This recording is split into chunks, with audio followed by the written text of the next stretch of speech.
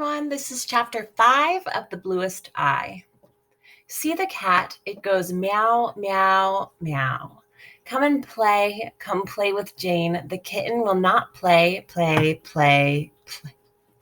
They come from Mobile, Aiken, from Newport News, from Marietta, from Meridian.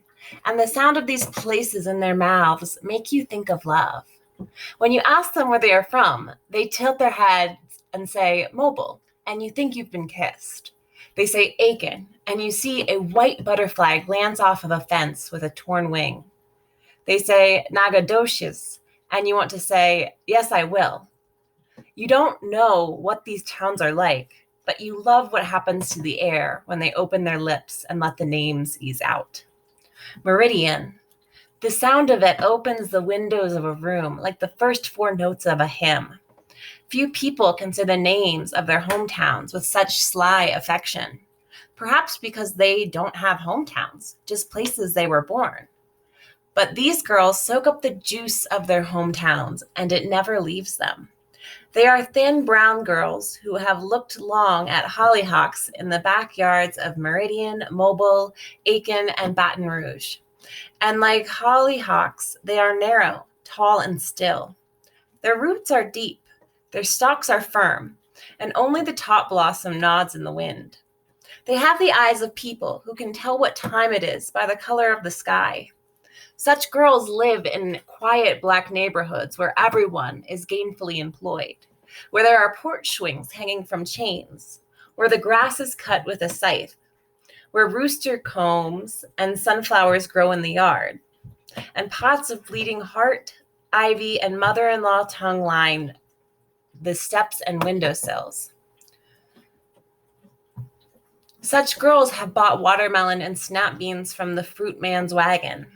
They have put in the window the cardboard sign that has a pound measure printed on each of the 3 edges, 10 pounds, 25 pounds, 50 pounds, and no ice on the 4th. These particular brown girls from Mobile and Aiken are not like some of their sisters. They are not fretful, nervous, or shrill. They do not have lovely black necks that stretch as though against an invisible collar. Their eyes do not bite.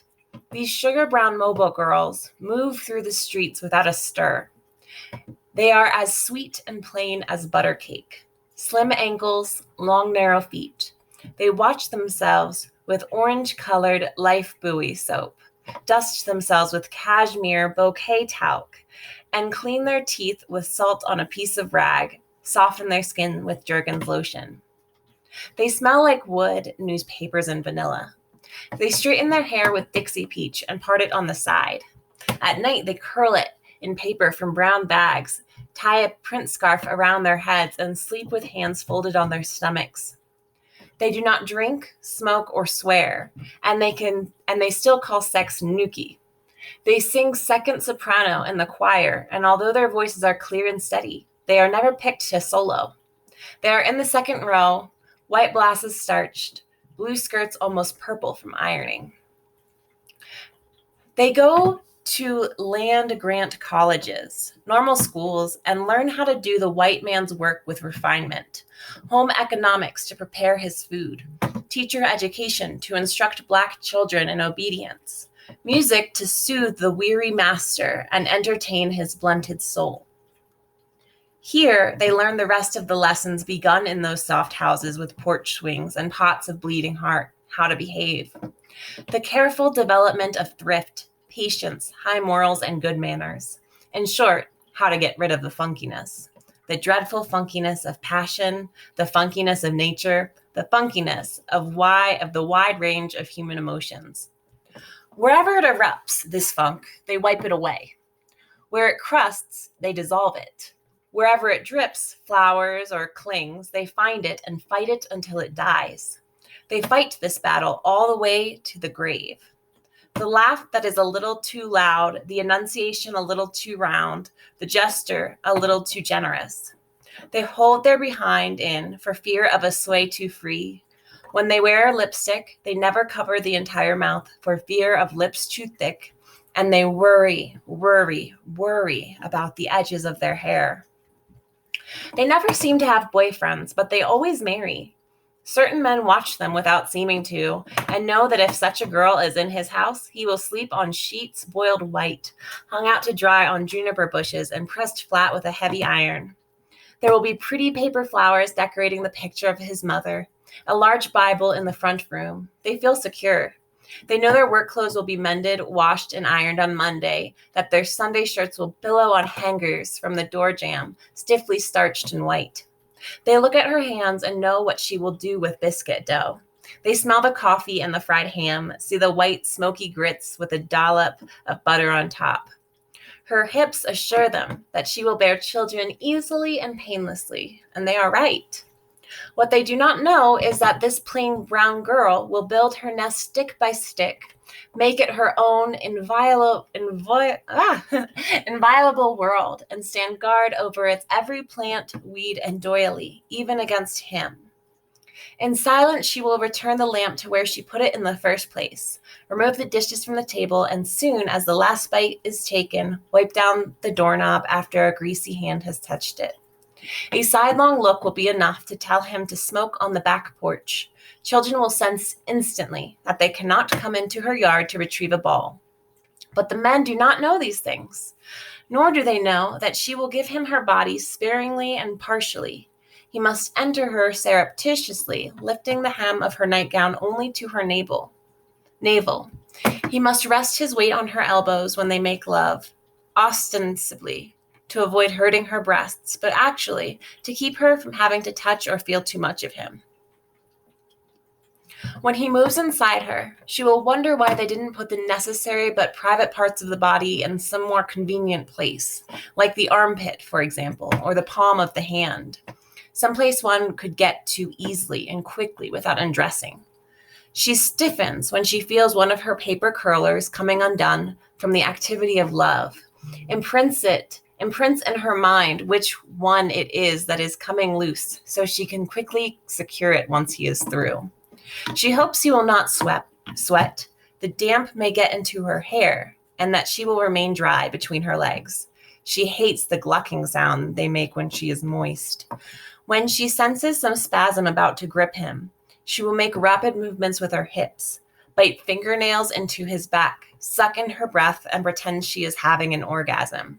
She might wonder again, for the 600th time, what it would be like to have that feeling while her husband's penis is inside her.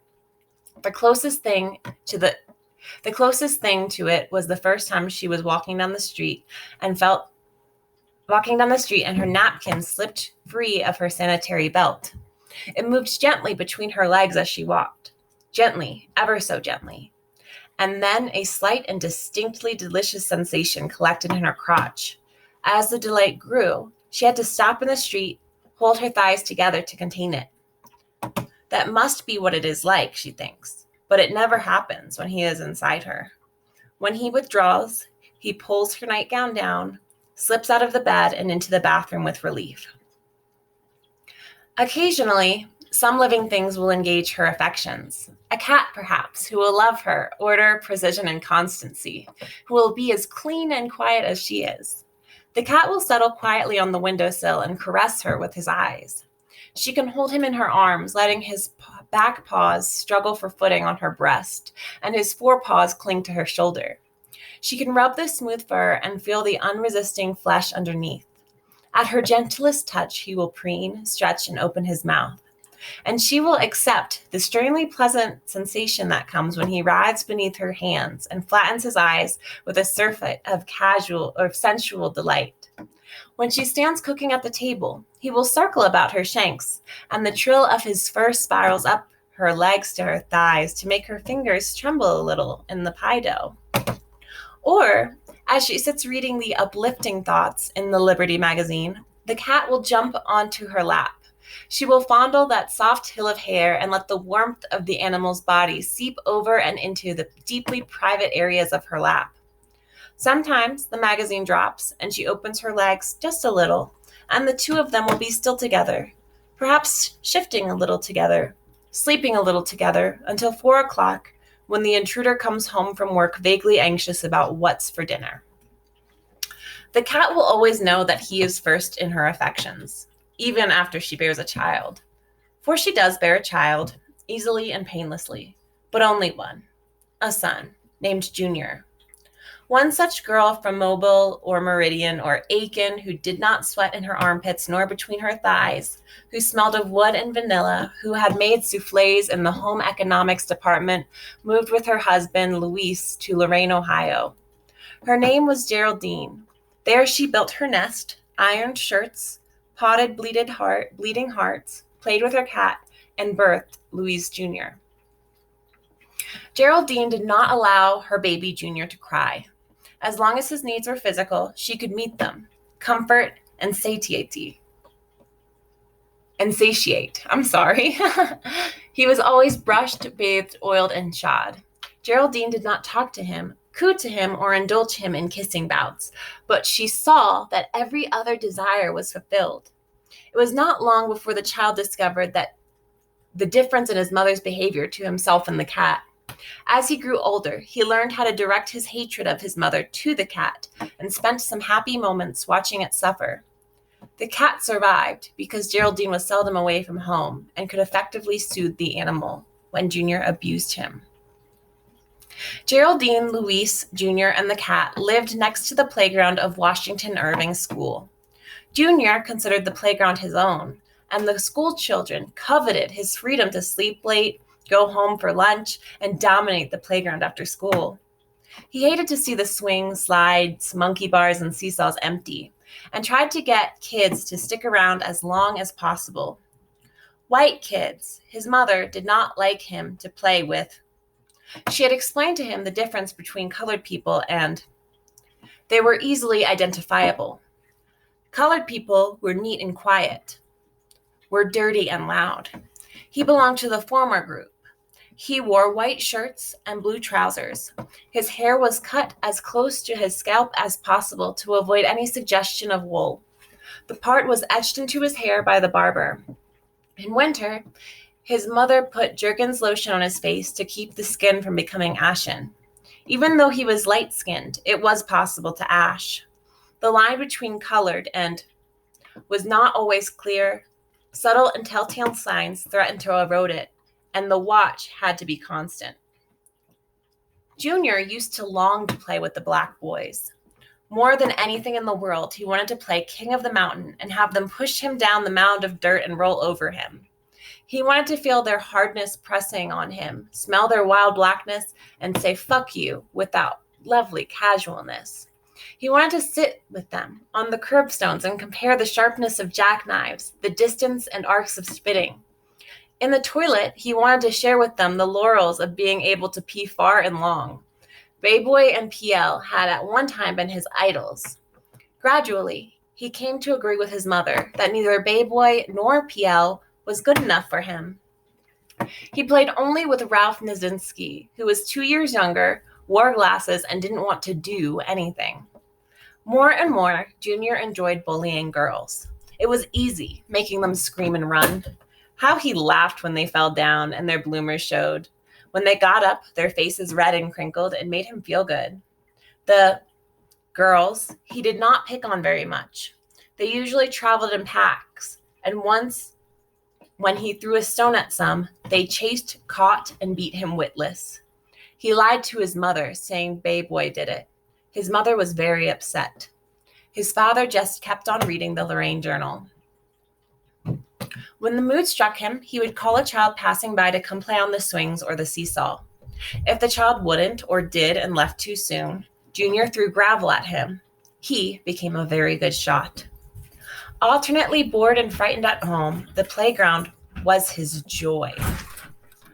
On a day when he had been especially idle, he saw a very black girl taking a shortcut through the playground.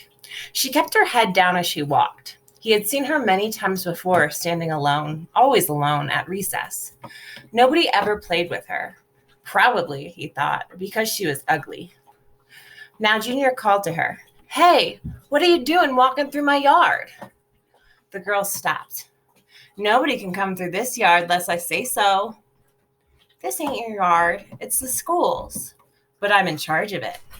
The girl started to walk away. Wait! Junior walked towards her.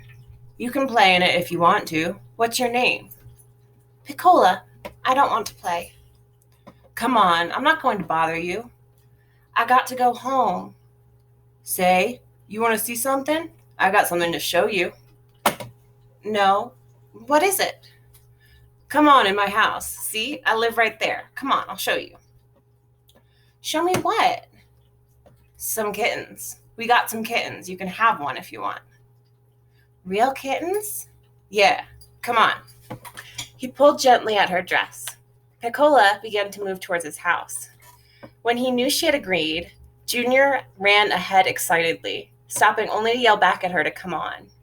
He held the door open for her, smiling his encouragement.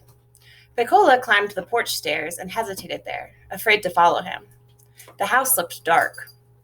Junior said, There's nobody here. My ma's gone out and my father's at work. Don't you want to see the kittens? Junior turned on the light. Piccola stepped inside the door.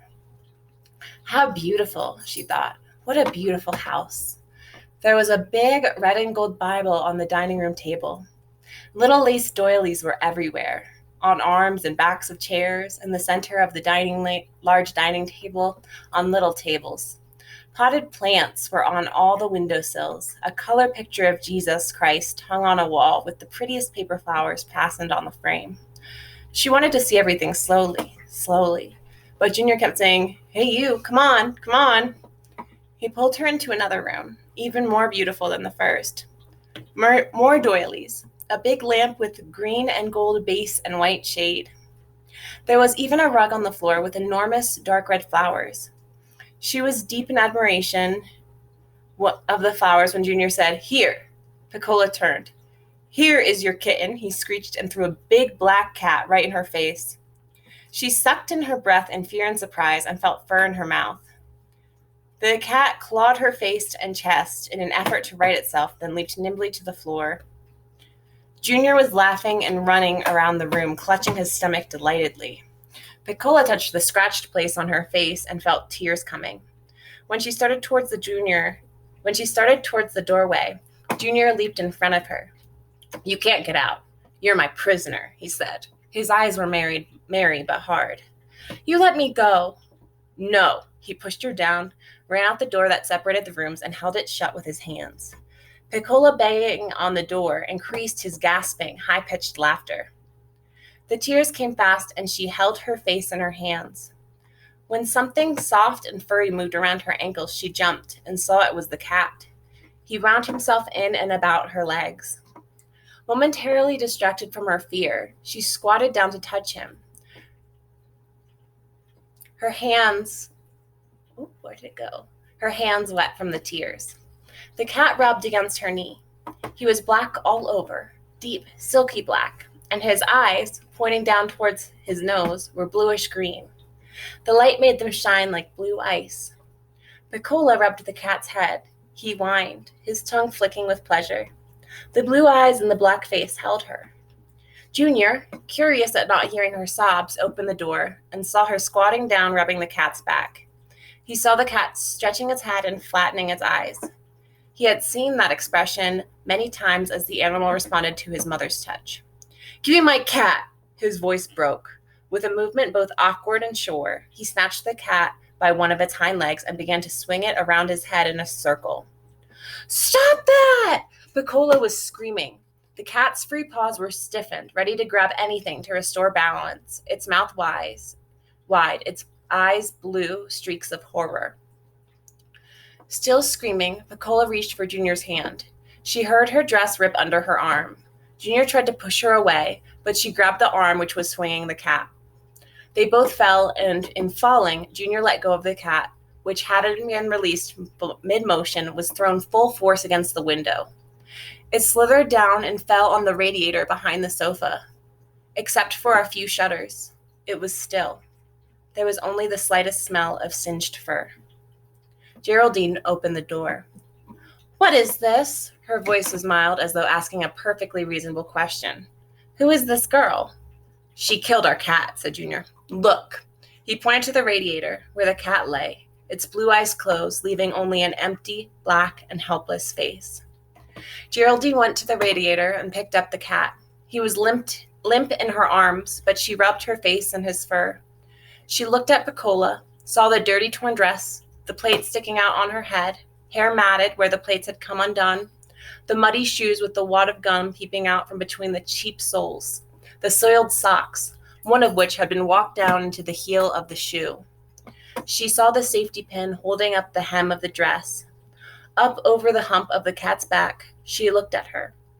She had seen this little girl all her life, hanging out of windows over saloons in Mobile, crawling over the porches of shotgun houses at the edge of town, sitting in bus stations holding paper bags and crying to mothers who kept saying, "Shut up," hair uncombed, dress falling apart, shoes untied and caked with dirt.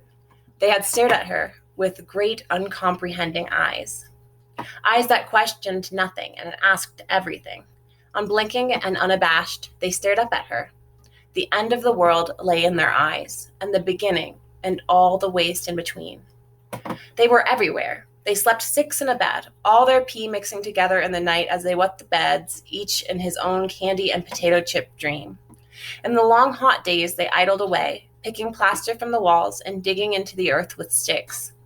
They sat in little rows on street curbs, crowded into pews at church, taking space from the nice, neat-colored children. They clowned on the playgrounds, broke things in dime stores, ran in front of you on the street, made ice slides on the sloped sidewalks in winter. The girls grew up knowing nothing of girdles, and the boys announced their manhood by turning the bills of their caps backwards. Grass wouldn't grow where they lived. Flowers died, shades fell down. Tin cans and tires blossomed where they lived. They lived on old black-eye peas and orange pop. Like flies they hovered. Like flies they settled. And this one had settled in her house.